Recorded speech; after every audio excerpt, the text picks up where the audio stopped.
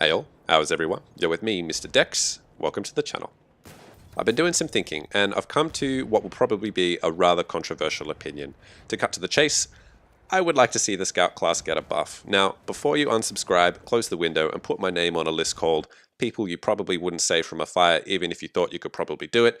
Hear me out for just a second, because I know I have a pretty biased opinion. I play Scout most of the time, and I do so fairly aggressively, so me asking for a Scout buff sounds pretty selfish.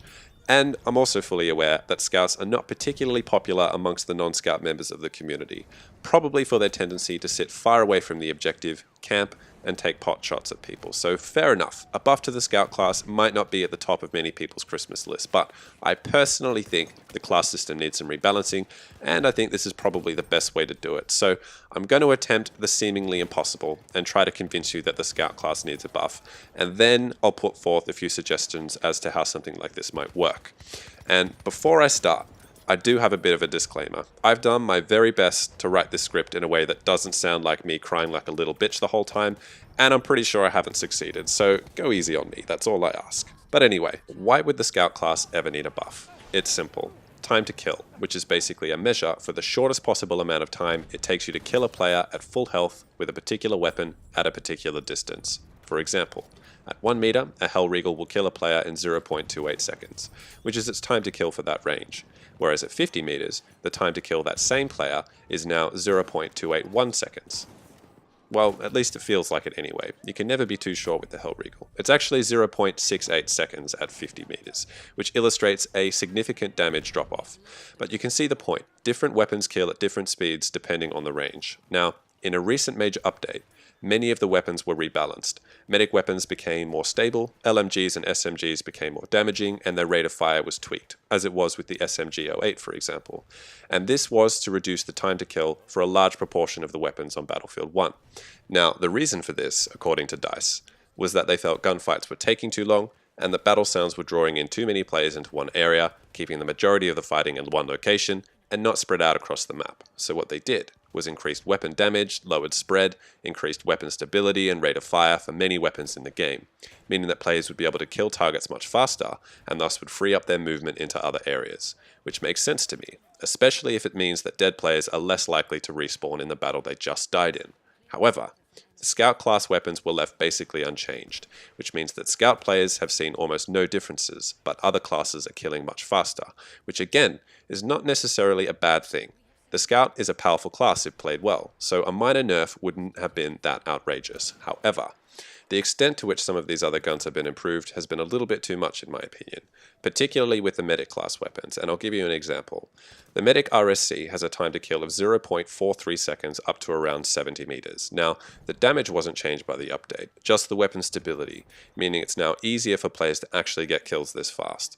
Now, compare that with the Scout's Russian Trench, which, not accounting for sweet spots, has the fastest time to kill of any rifle up to that same range of 70 meters, and it has a time to kill of 0.6 seconds, which means excluding headshots, the RSC kills players 0.2 seconds faster than the best close quarters rifle in the game. And it does so over all ranges that the trench is most effective, which doesn't sound like a huge difference, but when you put it in context, it means medics have access to a 2-shot kill weapon that can fire its 3rd shot in almost the same time as the fastest Scout weapon can fire 2. Also, it means that, not accounting for various sweet spots or headshots, the RSC outperforms the entire Scout class up to 70 meters, and that's without even accounting for the fact that some medic weapons kill even faster in close quarters. Which is crazy, especially when you consider that the medic has access to marksman and sniper variants as well, and the fact that medics regenerate health and can revive. It's easily the most versatile class at the moment, bar none. Now, I do understand there are differences in how some of these weapons handle, and letting 3 shots, for example, is harder than 2. Bullet velocities do vary, suppression of course is a major factor and such, but my point is that snipers are outgunned by all of the other classes in close quarters, and at medium range they will really struggle against medic and support players, and some medic and support weapons are actually very effective at these mid to long ranges as well, which means to me, the Scout is just not as powerful as it should be in my opinion, particularly in that close to medium range. And you might say, well, snipers shouldn't really succeed in close range. Well, I disagree. All classes either have weapons or gadgets that give them a fair chance at all ranges. For example, the anti-tank rocket and the model slug give assault players a little bit more depth. The whole point is that an aggressive scout is high risk, high reward playstyle, and if you're fast enough and accurate enough, you can do just as well as the other classes, but sadly I don't think that's true anymore. And to give you an example of my experiences as a scout, and I hope by now you have noticed I'm above average with the scout class. I'm no means the best there ever was, but I can safely say at least that I know what I'm doing. Many times I've been in a situation in mid to close range, and I will shoot a player who's not even looking at me, and they will have reacted to my shot, aimed, fired, and kill me faster than I've been able to swap to my sidearm. Now, admittedly, this does take some skill, but there is nothing more frustrating than physically not having the means to kill someone before they kill you, even when you've already shot them first. And you might say that it takes skill for someone to do that, and human error plays a factor. Well, you have to apply the same rules on either side. A single miss from an aggressive scout will get them killed 9 times out of 10, whereas a few shots missed by an assault player is usually fairly insignificant. It just makes the scout's job that much harder. In close range, you're relying on the other guy to make a massive mistake, which I think kind of sucks.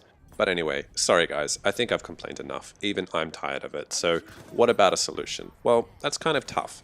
It's not like you can increase the damage of the scout weapons. They already do 80 to 90 damage, and the sweet spot mechanic won't be changing either. So I've been reading some opinions on Reddit and the Battlefield 1 forums, and there are actually a few interesting ideas out there. First, increase the rate of fire of the scout weapons, which would be fine, but personally I think minor improvements would mean very little, and major ones would mess up the balancing too much the other way. And would it be a blanket increase, or would some weapons be improved to a greater or lesser extent? It just sounds like a lot of time and effort that the DICE developers don't have. The second idea is a little bit more interesting, to move some of the existing medic weapons to the scout class. Now, I really like this idea. The only truly rapid-fire scout weapon is the M1903 Experimental, which is basically a joke, and the RSC, for example, or something similar, fits neatly into the scout's existing weapon selection. It's a 2-shot kill in close range, much faster than the trench, but you do sacrifice the headshot kill.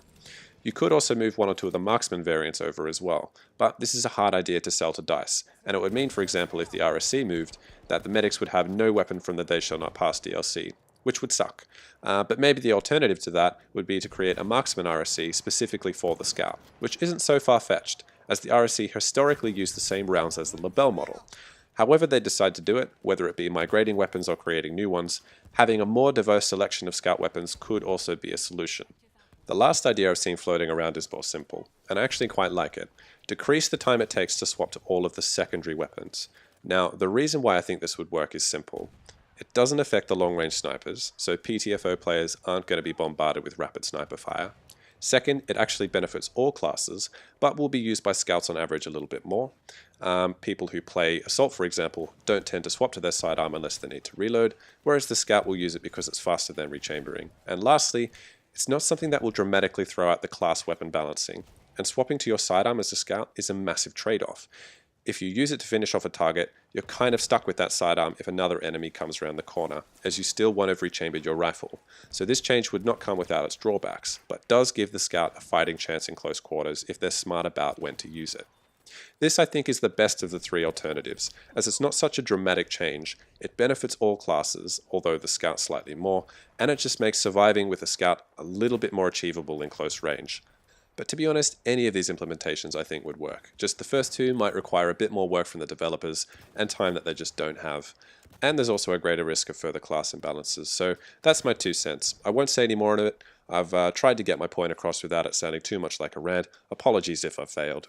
I've also not managed to condense my entire opinion on this topic, so if you disagree, or you have a point that you think I haven't addressed, I'm genuinely interested to hear what you think. But I hope you enjoyed the video, guys. Please leave your feedback down below and subscribe if you'd like to hear more from me. My name's Mr. Dex. Till next time, take care.